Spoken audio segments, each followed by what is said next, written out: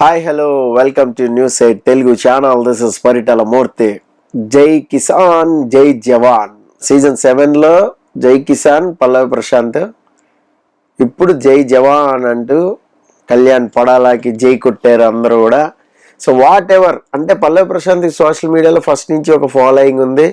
ఆ ఫాలోయింగ్తో ఇంకా ఆ పిఆర్ టీం పని చేసుకుంటూ ఆ వర్క్ అనేది చేసుకుంటూ ఆల్మోస్ట్ ఫినాలే వరకు వచ్చాడు. శివాజీ చాటిన నక్కో లేదంటే శివాజీ సపోర్ట్తోనో లేదంటే వాళ్ళు ఒక టీమప్ పెయిరప్ అయ్యో ఎవరు కానీ శివాజీ కానీ పల్లవి ప్రశాంత్ కానీ ఎక్కడ బ్యాడ్ అవ్వకుండా, ఎక్కడ కూడా అగ్రెసివ్ అవ్వకుండా, ఎక్కడ కూడా ఒక ఆర్గ్యుమెంట్కి వెళ్ళకుండా కొంచెం ఒరిజినాలిటీని కొంచెం దాచుకుని మరీ వచ్చాడని అప్పుడు మనం అనాలిసిస్ చేసుకున్నాం.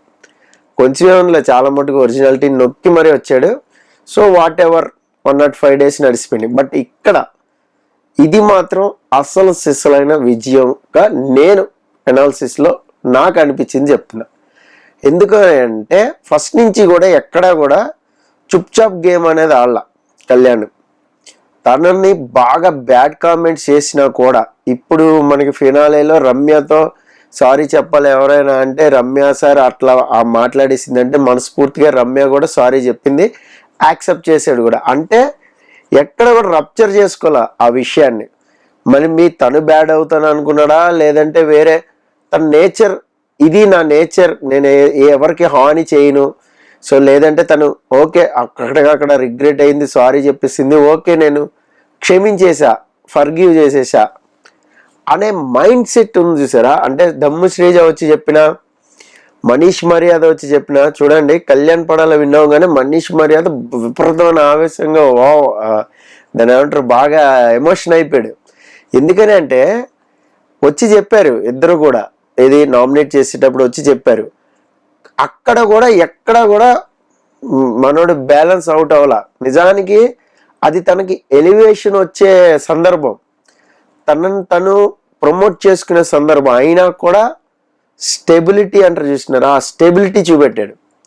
So whatever finale ticket కొట్టడం, టాస్క్లు ఆడటం కానీ టాస్క్లో విజయం సాధించడం కానీ ఇదంతా కూడా రేంజ్ వెళ్ళిపోయింది. అయితే కొంత పార్ట్ ఒక 5-6 weeks చూసుకుంటే స్టార్టింగ్లో ప్రియాతో కానీ శ్రీజతో కానీ సో అటువైపు ఉండటం వల్ల కొంచెం అంత ఓట్ బ్యాంక్ అనేది లేకుండా పోయింది. వాట్ ఎవర్ వాళ్ళు ఎలిమినేట్ అయిపోవడం కళ్యాణ్కి నిజంగా కలిసి వచ్చిన అంశం, అందులో ఎలాంటి సందేహం లేదు. ఎప్పుడైతే ఇటు తనూజ మోరల్ సపోర్ట్ అది కూడా చెప్పాడు విన్నింగ్ స్పీచ్లో.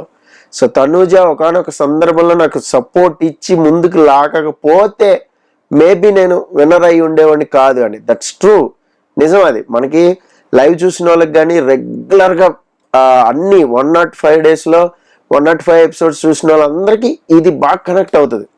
సో వాట్ ఎవర్ విజయం అనేది చాలా మంచి కిక్ అనేది ఇస్తుంది. సో మనీ 35 lakhs వచ్చాయా, కార్ వచ్చిందా లేదంటే ఏదో గిఫ్ట్ వచ్చిందా ఇదంతా పక్కన పెడితే ఆ విన్నింగ్ ట్రోఫీ పట్టుకుంటాం అనేది మజా, ఆ మజా అనేది వచ్చింది. తనుజ ఎప్పుడైతే అనుకుంటుందో చివరి వరకు వచ్చే అవకాశం మిస్ అయిపోద్ది అని ఒక డైలాగ్ వేసింది చూసారా ఒక టాస్క్లోని. సో అది పాపం తనకి వర్తించిందా అని నాకు అనిపించింది. అరే రే లాస్ట్ వరకు చిన్న జస్ట్ ఆ ఓటింగ్ కూడా బయటికి పబ్లిక్ చేసేసి ఉంటే బాగుండేది. ఇంకా ఇన్ని ఓట్లు కళ్యాణ్కి వచ్చాయి, ఇన్ని ఓట్లు తనుజ వచ్చి జస్ట్ లిటిల్ బిట్ మార్జిన్తో కళ్యాణ్ గెలిచాడనో లేదంటే ఏదైనా చెప్తే కాస్త సెల్ఫ్ సాటిస్ఫాక్షన్ మేబీ ఉండేదేమో తనుజకి. So whatever money offer ఇచ్చినా కూడా తీసుకోలేదు ఇద్దరు కూడా. సో నాకు ఒక్క విషయం ఏంటంటే పవన్ డిమాండ్ తను తెలిసి అనుకున్నాడో తెలియక అనుకున్నాడో కానీ కొంచెం ఆఫర్ పెంచితే ఏమన్నా తీసుకుంటా అని టక్మని అనేసాడు. బట్ అక్కడ ఆఫర్ పెంచారు కాబట్టి మనోడు సేవ్ అయిపోయాడు. లేదంటే మాత్రం అవసరం లేదు, బ్రీఫ్ కేస్ ఓపెన్ చేసేసి ఎలిమినేషన్ ఎవరు చూద్దాం అంటే ఆ పెట్టి ఓపెన్ అవ్వగానే తను ఎలిమినేట్ అయిపోతే పాపం అది కూడా పోయిండేది. వాట్ ఎవర్ పవన్ డిమాను అక్కడ వరకు ఆడాడు, టాస్క్లో బాగా ఆడాడు, ఏదో ఒకటి వచ్చాడు, కాస్త రీతుతో కంటెంట్ క్రియేట్ చేశాడు. ఆ మాత్రం మనీ నీడ్ ఉంది, నిజంగా నీడ్ ఉంది. వాళ్ళ ఫాదర్ ట్రీట్మెంట్కి కానీ వాట్ ఎవర్ నీడ్ ఉంది. అది తనకి రావడం చాలా జెన్యునే, నాకైతే బాగా అనిపించింది. జెన్యునే 105 days కష్టపడ్డారు.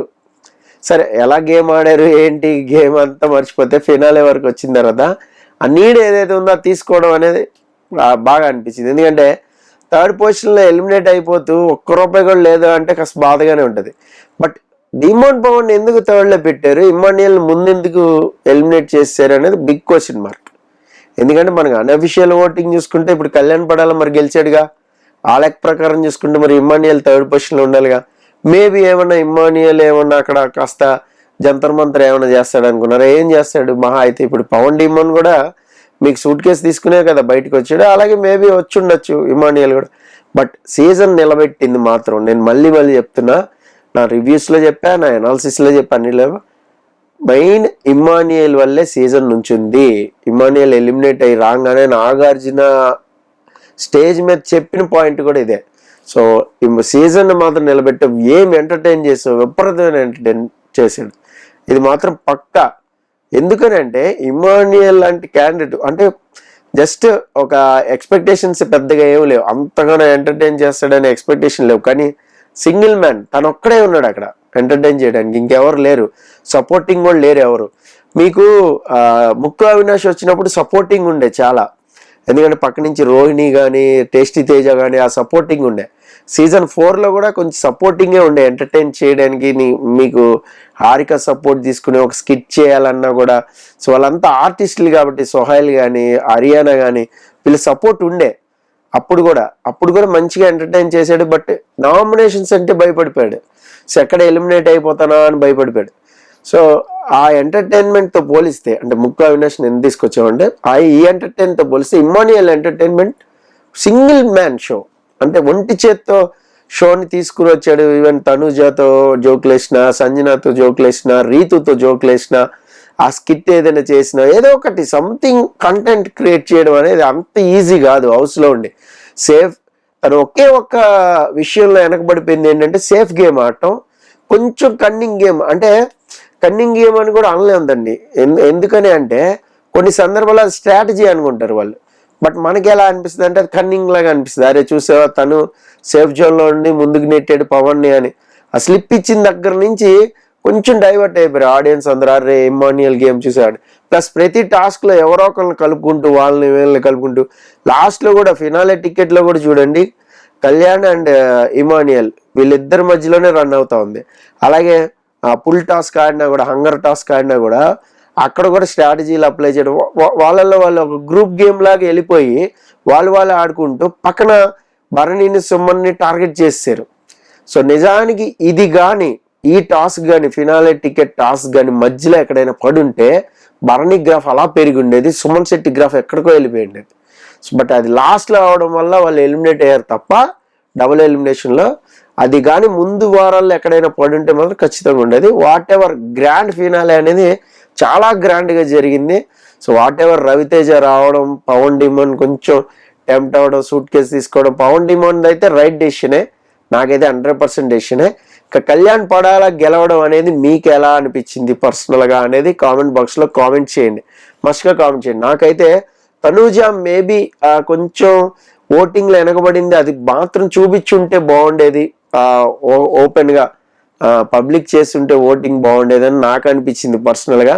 సో మీకేమనిపించింది? గ్రాండ్ ఫినాలే ఈ సీజన్ అయితే ఎండ్ అయిపోయింది. నెక్స్ట్ సార్ బిగ్ బాస్ అయిపోయింది, నెక్స్ట్ ఏంటి అంటున్నారు.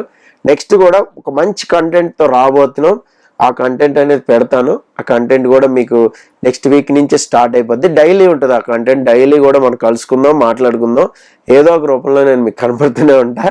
సో మీకు సీజన్ 9 ఎలా అనిపించింది, ఏంటి, కళ్యాణ్ పడాలకి వెళ్ళడం జెన్యున్గా అనిపించిందా లేదా అనేది కామెంట్ బాక్స్లో కామెంట్ చేయండి.